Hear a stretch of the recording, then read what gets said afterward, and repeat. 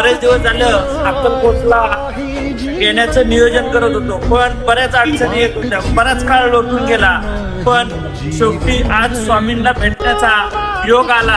आता तुम्ही बघू शकता अक्कलकोट फक्त 3 किलोमीटर राहिलेला आहे आणि आम्ही स्वामींच्या दर्शनासाठी आज अक्कलकोटला येण्याचा योग आलेला आहे. जय श्री स्वामी समर्थ.